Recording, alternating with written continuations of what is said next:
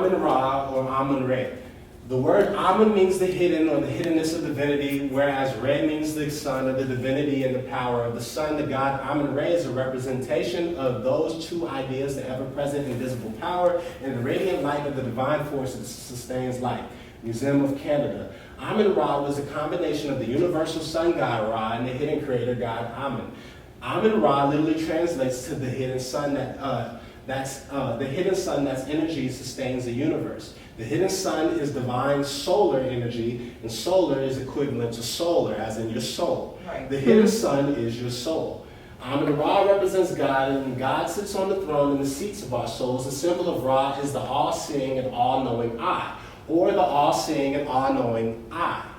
The I represents the Creator in all of His glory, therefore I am the Creator. We end our prayers, which at the basis of it are just magical requests to whatever deity we serve, with the phrase Amen. When Moses asked God's name in the Bible, he declares, I am that I am, or I am that I am. We learn that in order to make miracles happen, that you have to have faith, but faith in whom? If I am is God, wouldn't that mean that in order to make the magic work, you must have faith that I am is going to take care of it, which means you must believe in yourself first in order for it to work.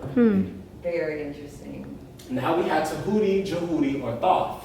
Thoth is one of the most important figures in ancient Egypt. He is said to be the one who taught the high arts and magic to the Egyptians. He sits beside Ra on a journey across the waters of Noon. Thoth was said to have been the first pharaoh of Egypt, and his reign lasted for over 10,000 years. According to the Rosicrucian Egyptian Museum, Thoth was the god of the moon, sacred texts, mathematics, the sciences, magic, messenger and recorder of the deities, master of knowledge, patron of the scribes. His Egyptian name was Jehudi, which means he who is like the ibis. He is depicted as an ibis bird with a baboon.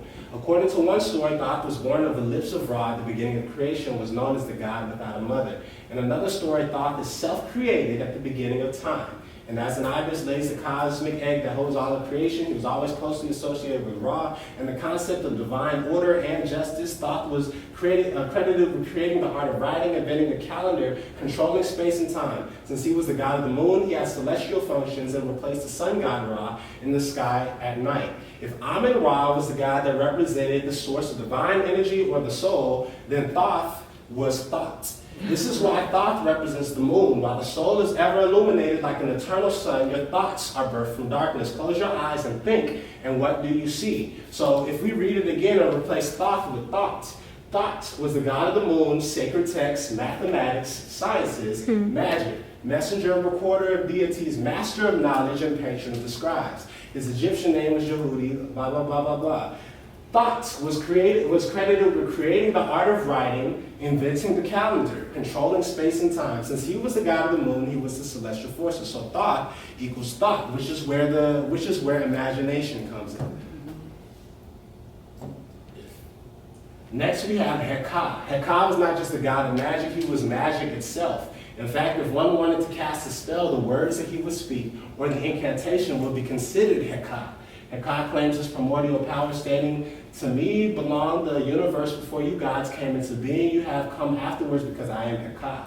After creation, Heka sustained the world as the power which gave gods their abilities. Even the gods feared him, and in the words of Egyptologist Richard H. Wilkinson, he was viewed as the god of inestimable power. This power was evident in one's daily life. The world operated as it did because of the gods, and the gods were able to perform their duties because of Heka.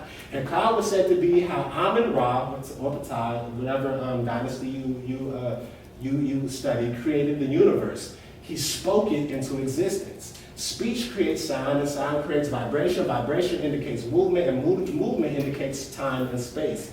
Once time and space are created, there's a medium for existence to become itself. Now that there is space, something can move throughout that dark space, i.e., and God said, let there be light, and there was light. The universe was spoken into existence. This is why magic spells often had to be chanted before they were able to be used. Heka literally translates to of the Ka, or of the spirit, insinuating that magic at its source hails from the spirit, which we already understand to be Amun-Ra. Next we have Isis and Osiris. Isis represents the divine feminine, the moon, the great mother, Mother Earth, and yin energy. Osiris represents the sacred masculine, the evening star, Sirius, which is lined up with the Great Pyramid, and the Sky Father, which was the lord of the spiritual realm or the underworld. and he represents gang energy. Though in order to create magic or anything, the Egyptians believed that you had to combine the feminine and masculine energies. You had to be able to manifest a spirit on the physical plane. This is how any sort of spell worked. The abbreviated myth goes that Isis and Osiris were king and queen of Egypt. Osiris was killed by his brother Set and cut into many pieces scattered throughout the world. Isis went to find all the pieces and found every piece but his penis. As she cried over the body of her husband, his spirit came in and impregnated her, and she became pregnant by